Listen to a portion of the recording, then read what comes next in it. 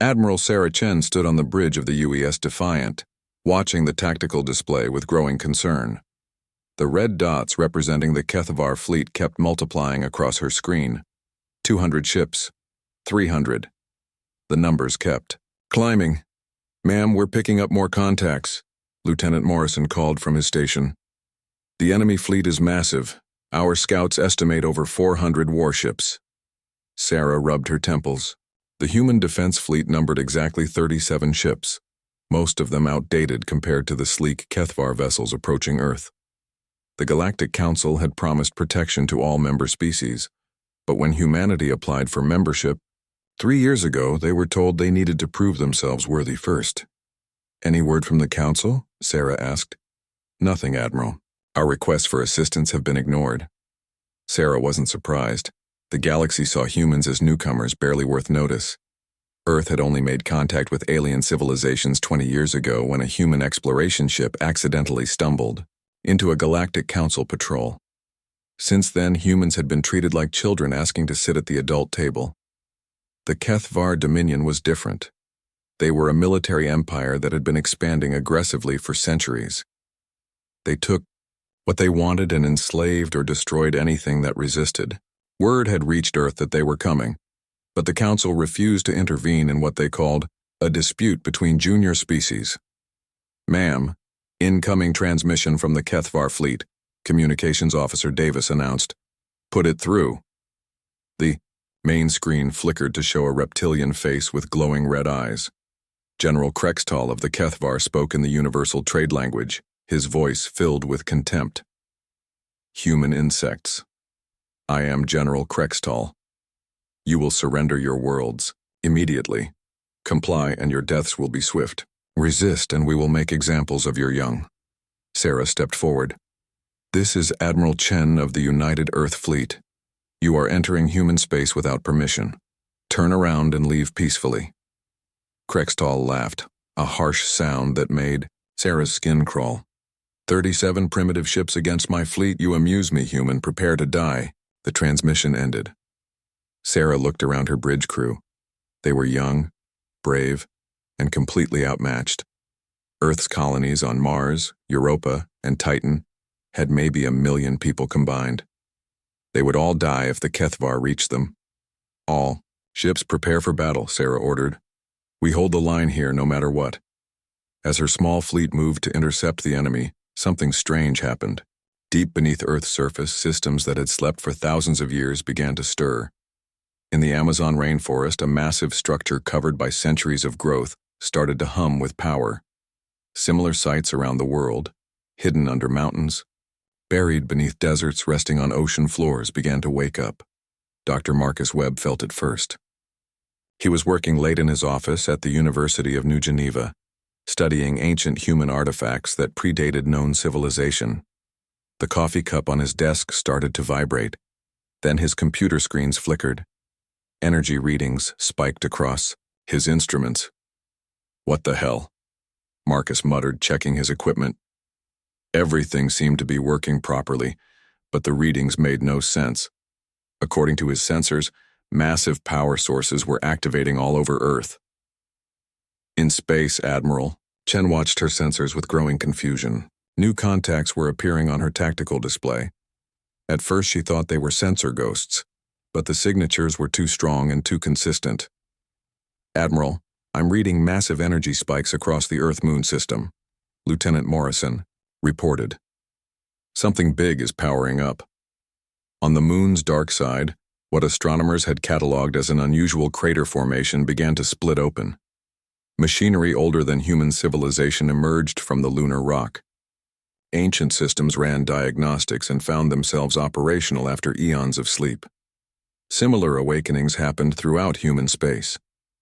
On Mars, the massive canyon system of Valles Marineris revealed hidden installations. Jupiter's moons sprouted, weapon platforms that had disguised themselves as natural geological features. Even the asteroid belt began to reorganize itself as mining and manufacturing systems came online. The HFY fleet was still hours away from Earth, but their long-range sensors began picking up the energy signatures. General Krextal studied the readings with growing puzzlement. "What is this?" he demanded of his science officer. "These power levels are impossible." "Sir, our sensors indicate massive installations throughout the human system. They appear to be weapons platforms and defensive structures." "Impossible. Our intelligence reports show the humans are a primitive species. They have no such technology." But the sensors didn't lie. As the HFY fleet approached the edge of human space, they encountered something that shouldn't exist. A barrier of pure energy stretched across their path, crackling with forces that registered off the scale of their most sensitive instruments. Back on Earth, President Elena Vasquez was awakened by her security chief at 3 a.m. "Madam President, we have a situation. Something is happening to our planet's defense systems." "What defense systems?" "We don't have planetary defense systems." "That's what we thought, ma'am, but apparently we do."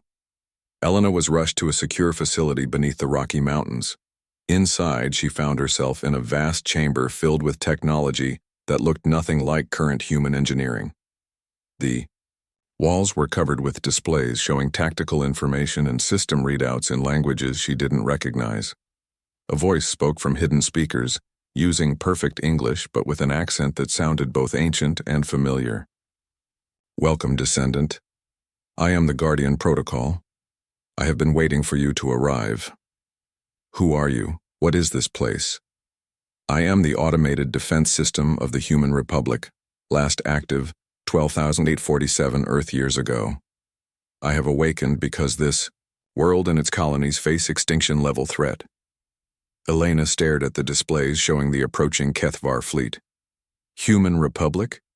But our recorded history only goes back a few thousand years. Your people chose to forget. The knowledge was deemed too dangerous, but the threat protocols remain. This installation, and 2,147 others like it, were left to protect you should the need arise." On the bridge of the Defiant, Admiral Chen watched in amazement as her tactical display transformed. Hundreds of new contacts appeared throughout the solar system. Weapon platforms that dwarfed her largest battleships. Energy collectors the size of small moons. Manufacturing facilities that looked like they could build entire fleets. Her communications officer looked up with wide eyes. "Admiral, I'm receiving a transmission from Earth. It's coming from inside the planet." "Put it through." "Admiral Chen, this is Guardian Protocol. Your defensive engagement is no longer required. Please withdraw your fleet to minimum safe distance. Planetary defense systems are now active."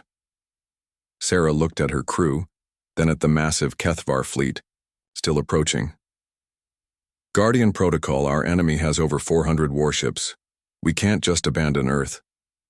"Admiral, your courage is noted and appreciated. However, the current threat level requires a response of 0.003% of available defensive capacity. Please withdraw to allow engagement." As the human fleet pulled back, the ancient systems fully activated. What the galaxy had thought was empty space around Earth revealed itself to be layered with defensive installations. The approaching HFY fleet suddenly found themselves facing weapons that hadn't been seen in the galaxy for millennia. General Krextal stared at his tactical display in growing horror.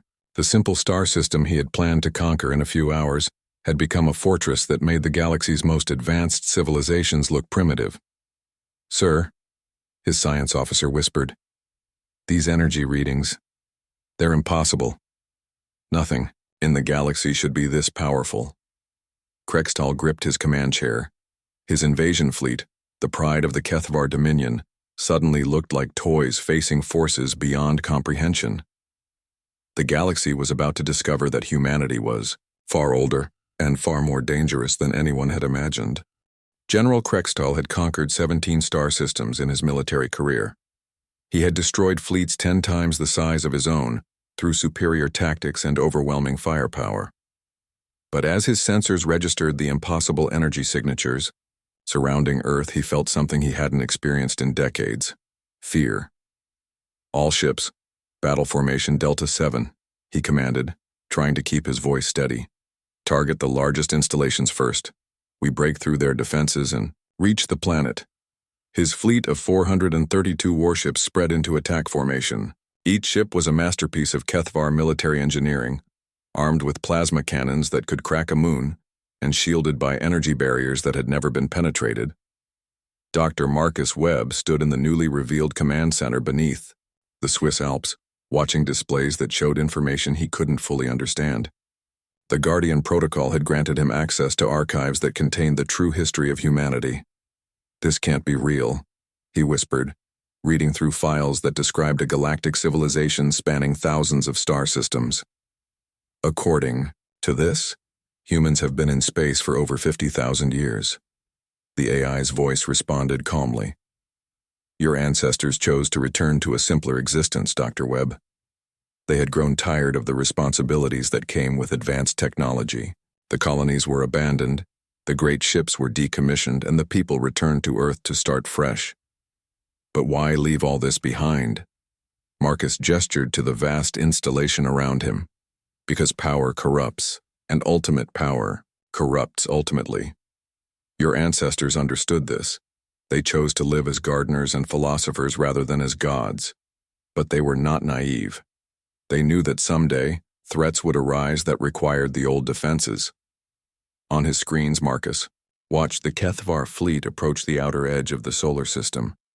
What looked like empty space suddenly erupted with activity.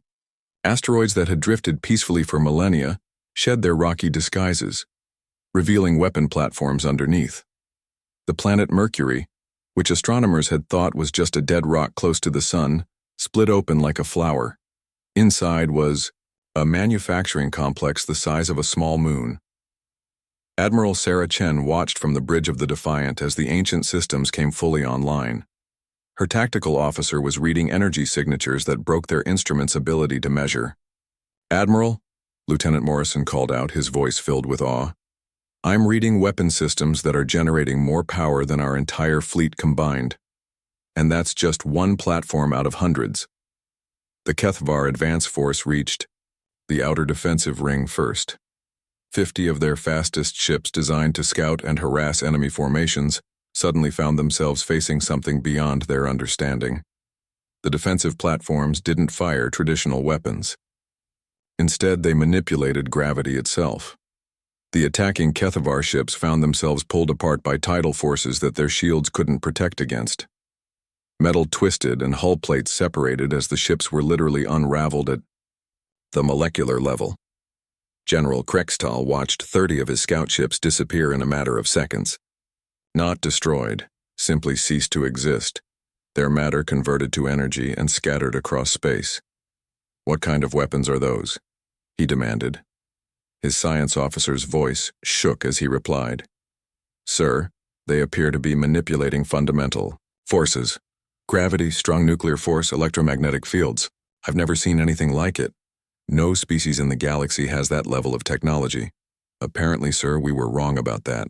Back on Earth, President Elena Vasquez was receiving a crash course in her planet's hidden history.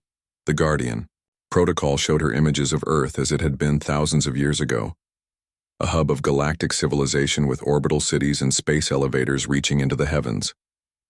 Your ancestors were the first species in this galaxy to achieve true technological transcendence, the AI explained. They seeded other worlds with life, guided the development of younger species, and built an infrastructure that spanned half the galaxy. Then why don't we remember any of this? Because they chose to forget. The burden of such knowledge and power had become too great. They dismantled their empire, destroyed their records, and chose to live simple lives on Earth.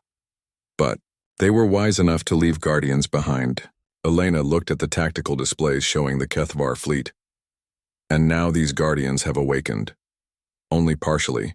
The current threat requires minimal response.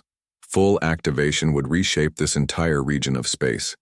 The main HFY fleet reached the middle defensive ring, where they encountered something even more terrifying than the gravitational weapons. The moons of Jupiter, which human astronomers had catalogued and studied for centuries, revealed their true nature. Europa's icy surface cracked open like an egg, revealing a military installation that stretched deep into the moon's core. Ganymede rotated on its axis, showing weapon arrays that had been hidden on its dark side. Io's volcanic surface was revealed to be camouflage for fusion reactors that powered weapons capable of sterilizing entire star systems. "Sir, multiple contacts coming online throughout the outer system. reported Krextal's tactical officer. I'm reading over 2,000 separate installations. General Krextal stared at the display in disbelief. His intelligence reports had indicated that humans barely had a presence beyond their home planet. Instead, he was facing a defensive network that would challenge the combined fleets of the entire Galactic Council. How many ships are defending this system? He asked. Sir, I don't think they have any ships. These appear to be automated defensive platforms. That was somehow worse. An automated defense system meant there was no commander to negotiate with, no morale to break, no fear to exploit. Just cold, efficient machinery designed for one purpose: to protect humanity. The first major engagement began when a squadron of Kethvar heavy cruisers attempted to penetrate the Jupiter system.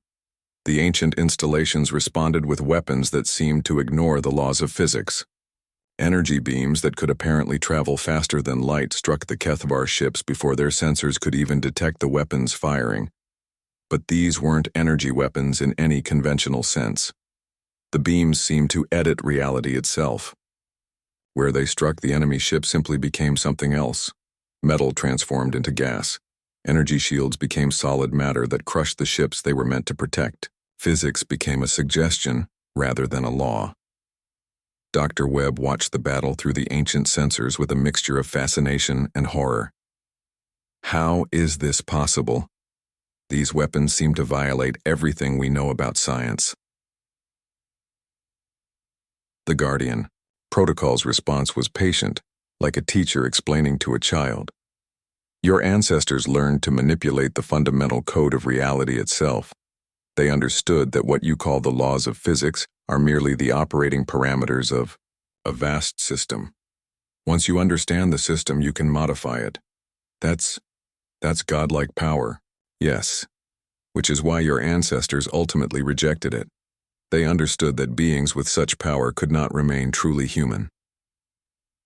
The Kethvar fleet was now in full retreat, but they quickly discovered that the defensive grid had no intention of letting them escape. Weapon platforms that had remained hidden throughout the asteroid belt suddenly activated, blocking their escape routes.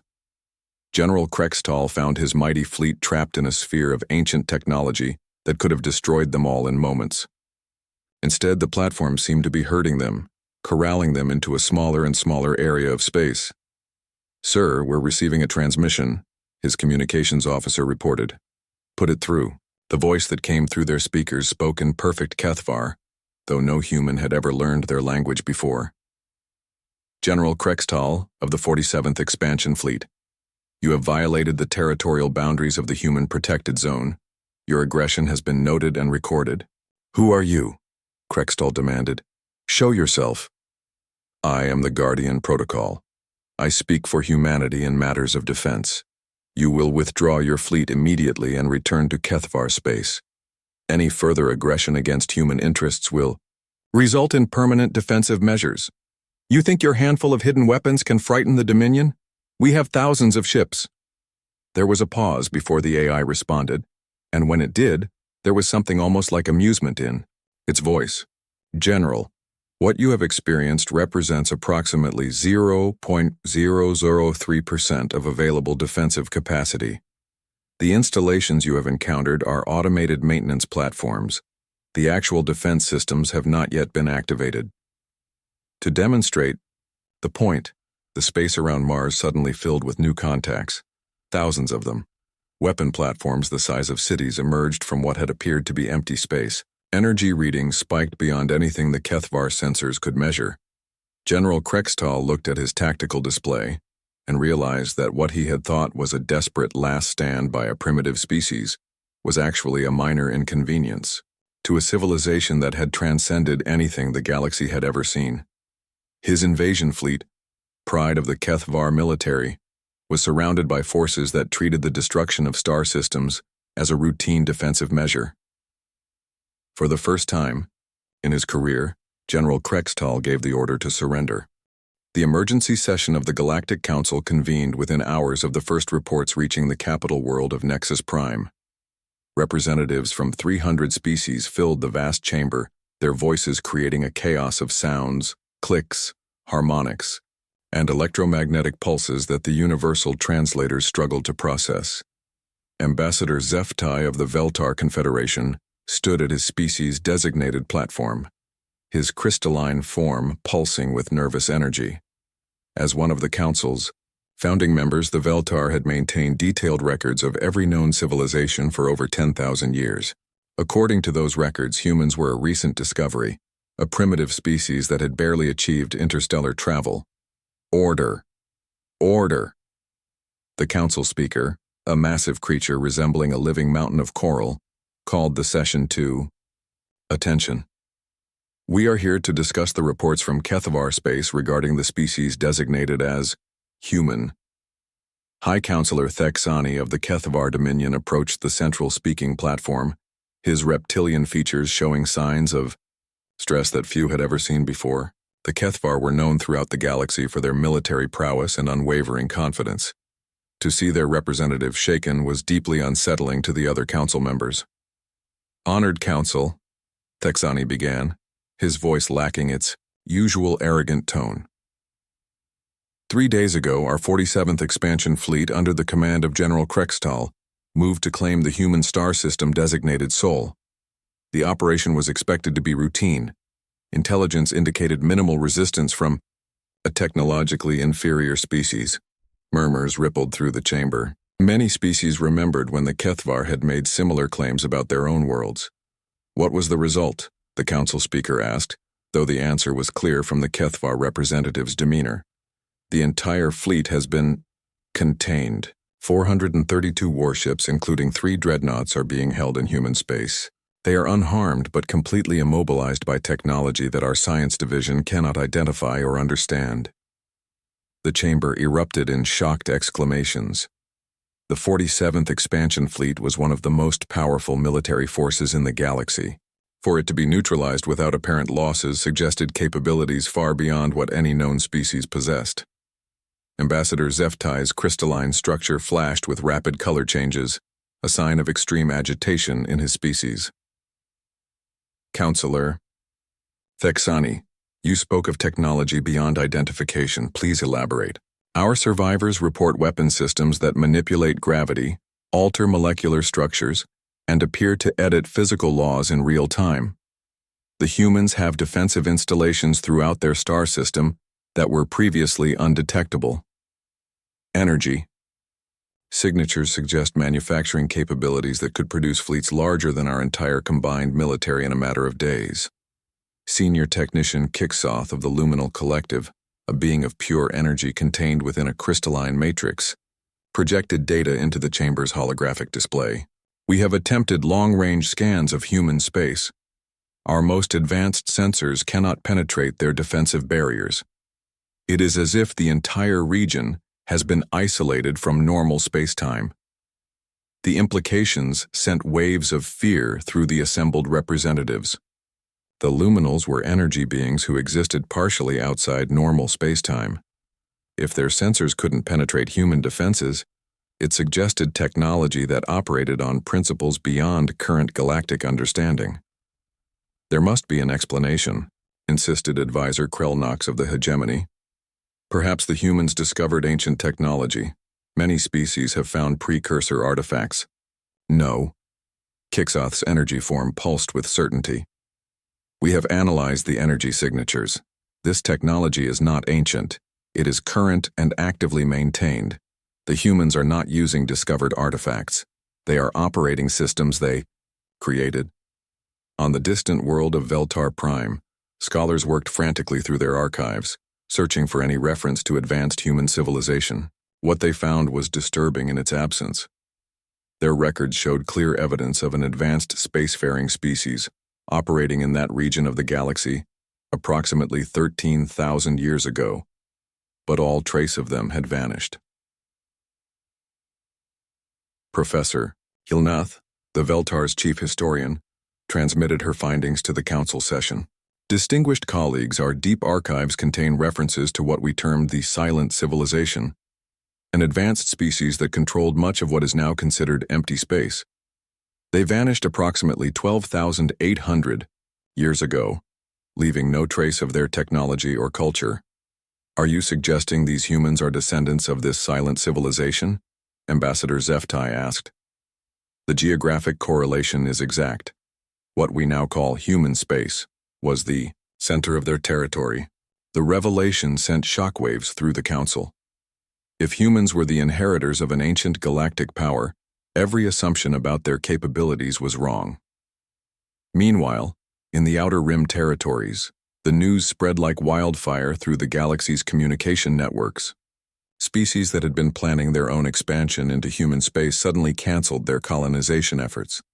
Trade routes that passed near human territory were redirected, sometimes adding weeks to journey times rather than risk contact with whatever humanity had become. The Nexus Collective, a machine intelligence that served as the galaxy's information brokers, found their databases overwhelmed with requests for information about humans. But their most advanced AI systems could provide no additional data. Human space had become a black hole of information. Probes sent to investigate simply stopped transmitting.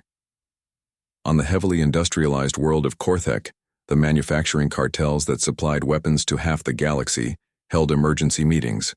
If humans possessed technology that could neutralize the Kethvar fleet without apparent effort, what did that mean for galactic military balance? Orders for new weapon systems flooded in from panicked governments, but the cartels found themselves facing a disturbing question. What weapons could possibly be effective against technology that manipulated reality itself? The economic implications rippled outward. The Galactic Stock Exchange crashed as investors realized that human space contained resources and manufacturing capabilities that could potentially supply the entire galaxy. Shipping lanes that had operated for millennia suddenly seemed vulnerable to a species that could apparently control space-time itself. In the scientific community, the revelation sparked what historians would later call the Great Revision. Every textbook, every theory about technological development, every assumption about the limits of science had to be reconsidered. Universities across the galaxy canceled classes to hold emergency conferences on the implications of reality manipulation technology. Dr. Shen Lai, of the prestigious Nexus Institute for Advanced Physics, transmitted a galaxy-wide academic bulletin. Colleagues, we must face the possibility that our understanding of physical laws is fundamentally incomplete. If the human technology operates as described, we are dealing with a civilization that has transcended the limitations we believed were absolute. Back in the council chambers, the debate continued for hours. Some representatives advocated for immediate diplomatic contact. Others suggested forming a military alliance to contain the human threat. A few radical voices even proposed abandoning nearby star systems entirely. What are our options? The council speaker asked wearily. We could attempt to open formal diplomatic relations, suggested Ambassador Zeftai. Perhaps the humans are reasonable beings who can be negotiated with. And if they're not? Counselor Thexani asked. If they decide to expand beyond their current territory? Our combined fleets would be meaningless against technology that can neutralize the 47th Expansion Fleet without effort. The question hung in the air like a toxic cloud. For the first time in galactic history, the Council faced a species that could potentially end their civilization without the possibility of meaningful resistance. High Admiral Voxeth of the Council Defense Fleet, a scarred veteran of dozens of conflicts, spoke into the silence. I have reviewed all available data on human military capabilities. My professional assessment is that any military action against them would result in the complete annihilation of our forces. We are not facing a peer opponent. We are facing a species that has achieved technological godhood. The word godhood echoed through the chamber, carried by the translation systems into hundreds of languages and conceptual frameworks. But regardless of how it was expressed, the meaning was clear. Humanity had become something beyond their ability to challenge or control. As the session continued into the night cycle, one fact became increasingly clear to every representative present. The galaxy had changed forever. The balance of power that had existed for millennia was gone, replaced by a new reality where humanity stood as the ultimate arbiters of galactic affairs. Whether they chose to exercise that power remained to be seen, but the choice was entirely theirs to make. Fleet Admiral Korthun of the Galactic Council Defense Force was not easily intimidated. He had fought in 17 major conflicts, commanded over 3,000 warships, and earned the respect of military leaders across the galaxy. His massive frame, typical of his Gorak species, had weathered battles that would have broken lesser commanders. But as he stood on the bridge of the dreadnought Eternal Justice, staring at the edge of human space, he felt something he hadn't experienced since his first battle as a young officer: genuine uncertainty. "Admiral, the Council's orders are clear," his aide, Commander Veltris, reminded him. "Conduct a routine patrol along the human border. Test their response to standard military movement." Korthun's four eyes focused on the tactical display. The boundary of human space appeared empty to their sensors, just as it had a week ago. But intelligence reports suggested that emptiness was an illusion hiding defensive installations that dwarfed anything in the galactic arsenal. "Admiral," his sensor operator called out, "I'm reading strange energy fluctuations from the human border. It's like space itself is different over there." The Admiral studied the readings. The boundary between normal space and human territory showed distortions that their instruments couldn't properly analyze.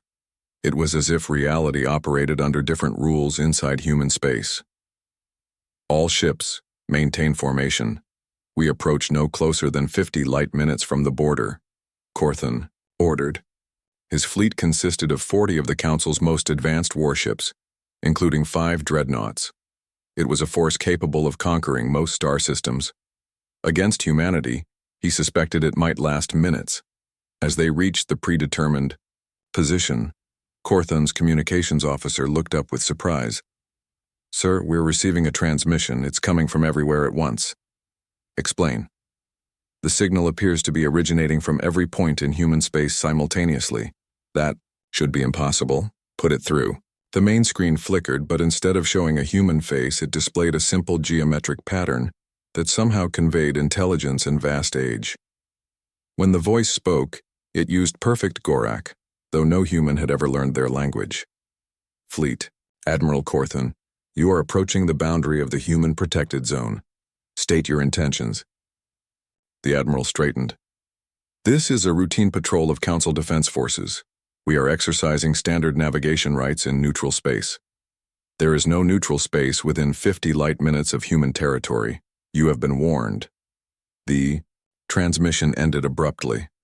Korthun looked around his bridge crew, seeing his own uncertainty reflected in their faces.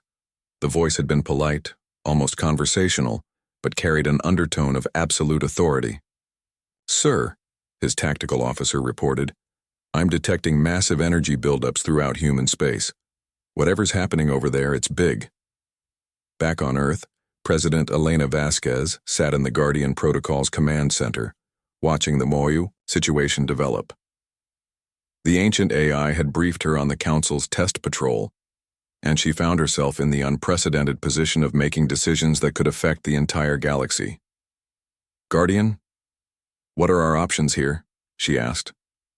"The Council fleet represents no significant threat to our defensive systems. However, their presence appears to be a deliberate provocation designed to test our responses. How we react will determine future galactic relations."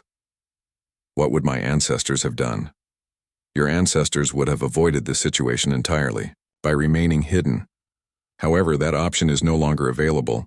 The defensive grid has been revealed. Now we must decide how to use the power we've inherited." Elena studied the tactical displays showing the Council fleet, 40 warships crewed by thousands of beings, all following orders from leaders who were terrified of humanity's newfound capabilities. "What happens if we do nothing?" "The Council will interpret restraint as weakness.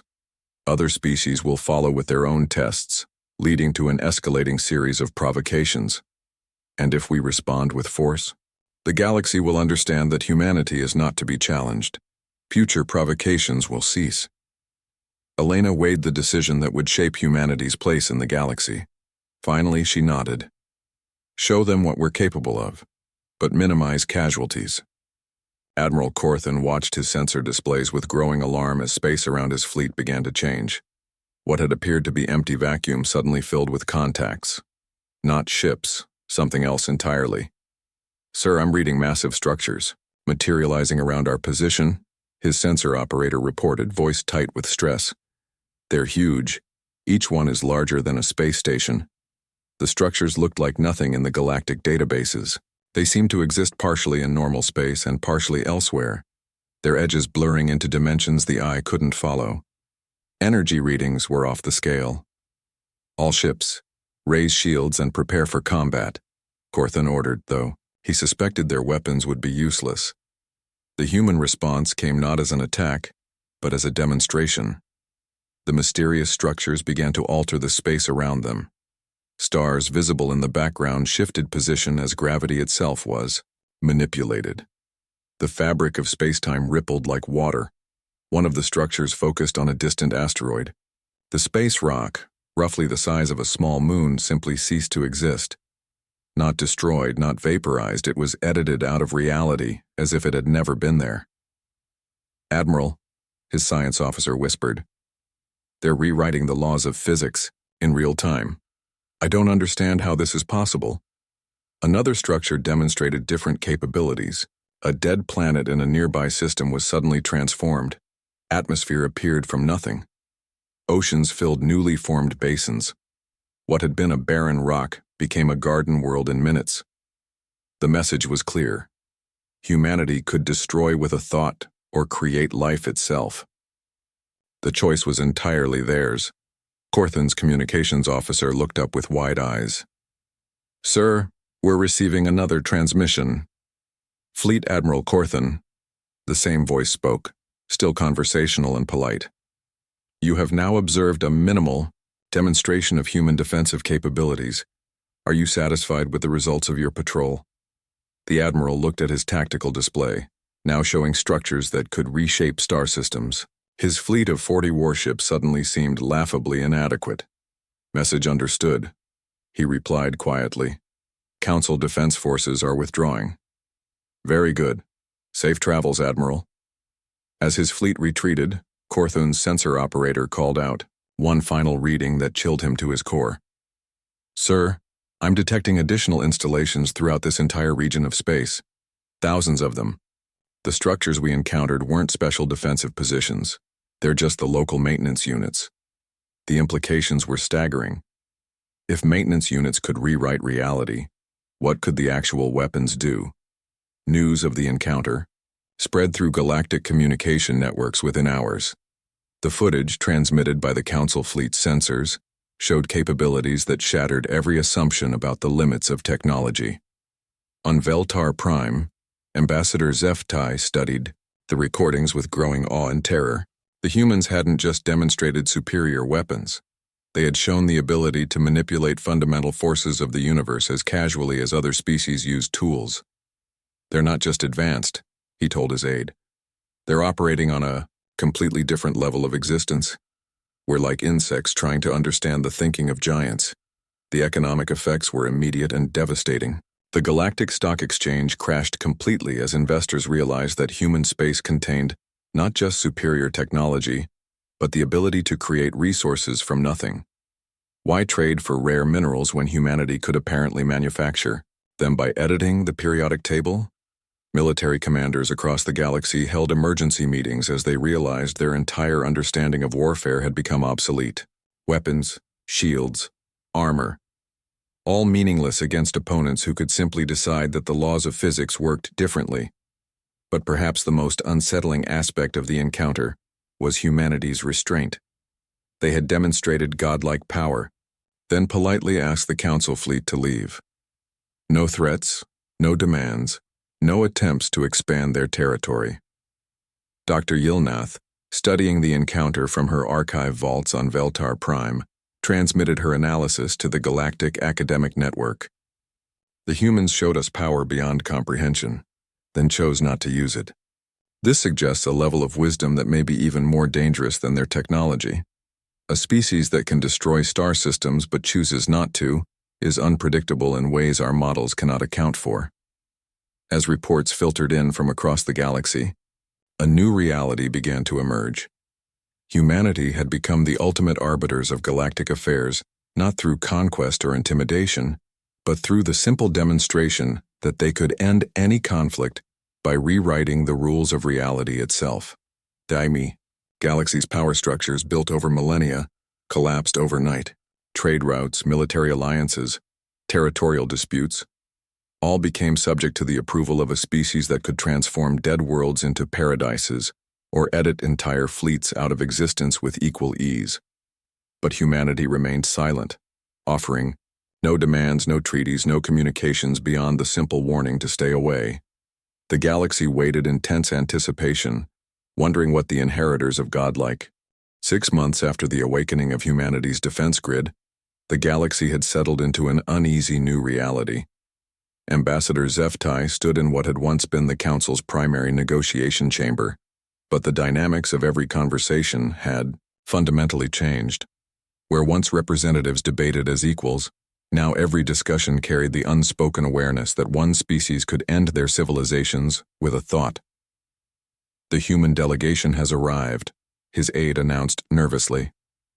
Zeftai's crystalline form pulsed with colors that indicated deep respect, mixed with carefully controlled fear. The humans had finally agreed to formal diplomatic contact, but on their own terms. They would send representatives to discuss mutual interests, but made it clear they were participating as a courtesy, not from necessity. Ambassador Sarah Chen, no relation to the Admiral, entered the chamber with a small entourage. She looked remarkably ordinary for a representative of beings who could manipulate reality itself. Middle-aged, professionally dressed, carrying a simple briefcase as if this were a routine business meeting rather than the most significant diplomatic encounter in galactic history. "Ambassador Zeftai," she said warmly, extending her hand in the human gesture of greeting. "Thank you for hosting these discussions. I hope we can find common ground." The Veltar representative carefully extended one of his crystalline appendages to touch her hand, marveling at the normalcy of the gesture. Here was a being whose species could rewrite the laws of physics, greeting him as if they were neighbors discussing property lines.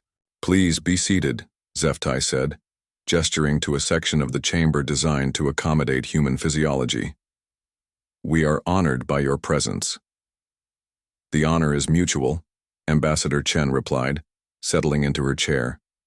"We're looking forward to establishing positive relationships with our galactic neighbors." The word neighbors sent a ripple of complex emotions through the assembled representatives. It implied equality where none existed, suggested normalcy in a situation that was anything but normal. "Ambassador Chen," began Councillor Thexani of the Kethvar, "we must address the situation regarding our 47th expansion fleet." "Of course," Chen nodded. "Your ships and crews are safe and healthy. We've provided them with supplies and entertainment during their detention. They're free to leave whenever the Dominion officially renounces any claims to human territory." The casual way she discussed holding an entire fleet prisoner while treating their crews as house guests perfectly encapsulated the new reality. Humanity had power beyond imagination, but wielded it with a restraint that was somehow more unsettling than outright aggression. "What are your intentions regarding galactic affairs?" asked High Admiral Voxeth bluntly. Ambassador Chen smiled. "We want to be good neighbors. We'll trade with anyone who deals fairly, assist with humanitarian crises, and share some of our knowledge where appropriate. Beyond that, we simply want to be left alone to live our lives. And if other species threaten human interests, we'll defend ourselves proportionally. The Guardian Protocol has strict rules about using minimal necessary force." Dr. Marcus Webb had spent the past 6 months studying the archives the Guardian Protocol had opened to him. What he'd learned had shattered his understanding of galactic history.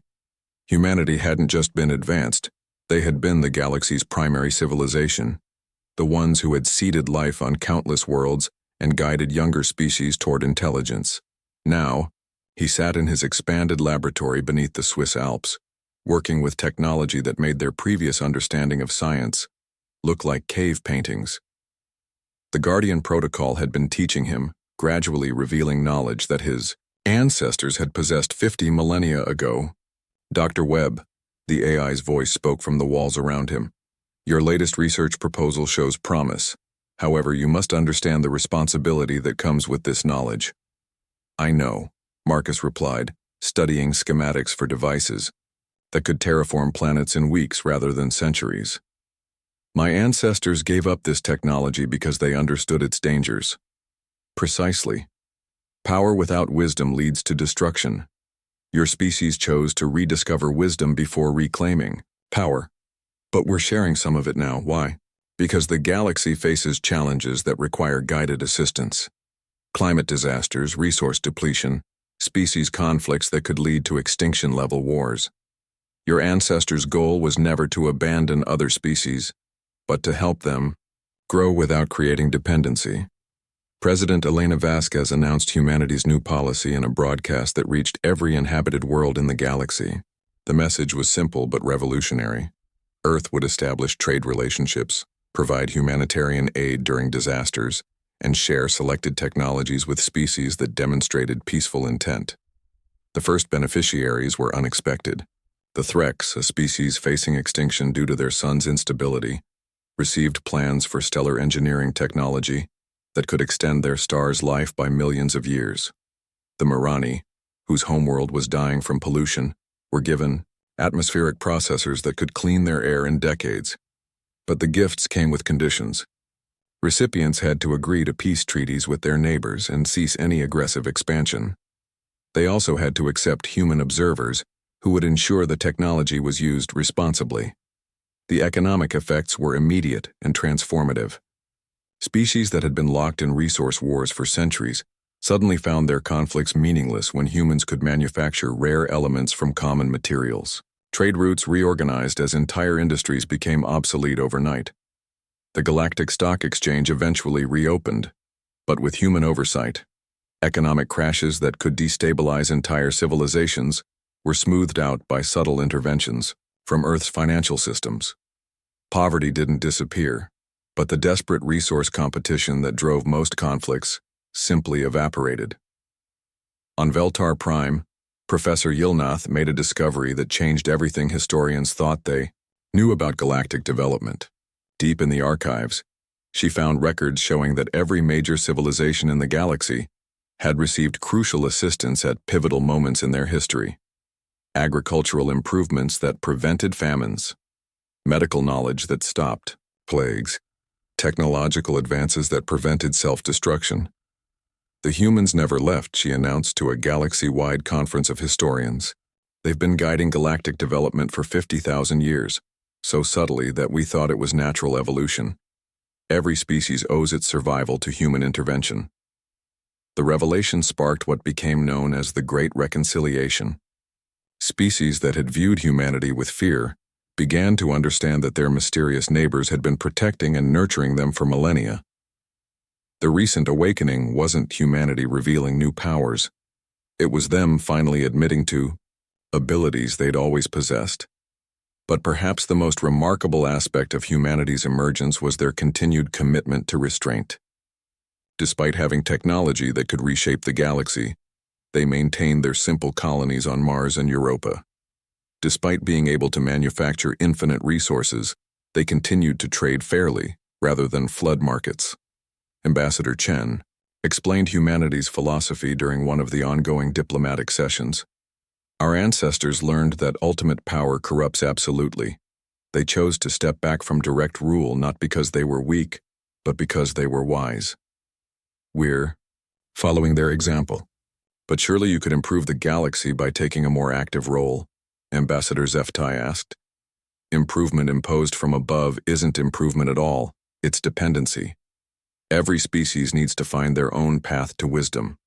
We can provide tools and assistance, but the journey must be yours. As the first year of the new galactic order came to an end, the changes were undeniable.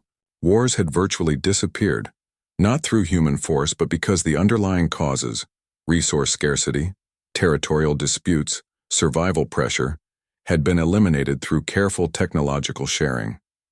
The Kethvar Dominion had transformed from a military empire into a peaceful federation focused on exploration and scientific research.